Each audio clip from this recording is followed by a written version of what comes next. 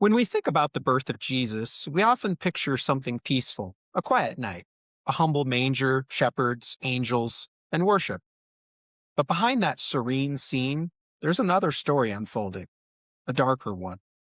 Because after Jesus was born, it sent shockwaves all the way to the palace of a king, and not just any king, Herod the Great. Herod ruled Judea under the authority of Rome. He was powerful, smart, and deeply paranoid. History tells us he executed members of his own family to protect his throne. So when a group of mysterious travelers, wise men from the east, arrived in Jerusalem asking a dangerous question, "Where is he who has been born King of the Jews?" everything changed. This wasn't just religious language. That was Herod's title, King of the Jews.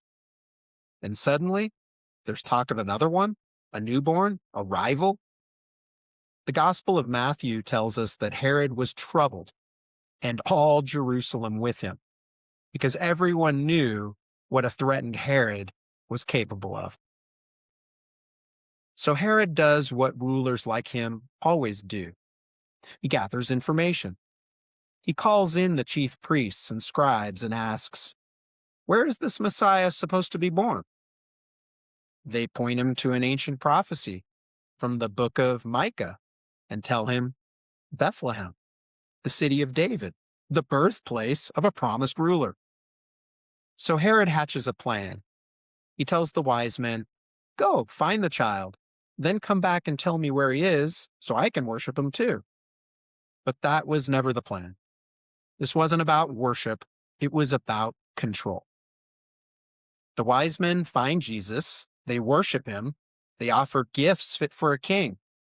But then they're warned in a dream, "Don't go back to Herod," and they leave town another way. That's when Herod snaps. Realizing he's been outmaneuvered, his fear turns into fury.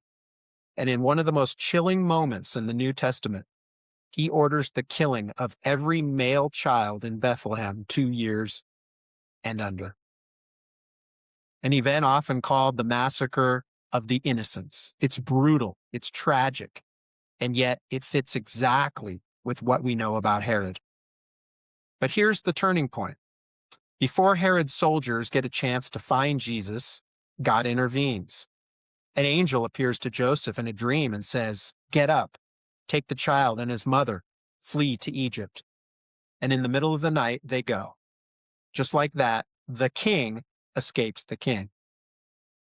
They remain in Egypt until Herod dies, and history tells us that likely happened around 4 BC, which means Jesus was born just a couple years earlier, right in the shadow of Herod's reign, right in the middle of political tension, fear, and violence.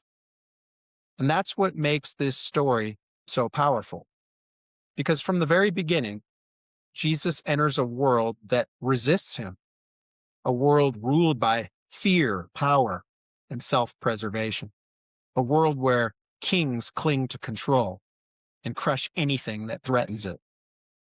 And here's the truth. Nothing's really changed. The kingdom of God still confronts the kingdoms of this world. Truth still threatens power built on fear. And Jesus still forces a choice. Because you can respond like Herod, grasping, controlling, protecting your own throne, or you can respond like the wise men, seeking, surrendering, worshiping the true king. Herod's kingdom is long gone. His power, his palace, his name carved into stone, all of it faded.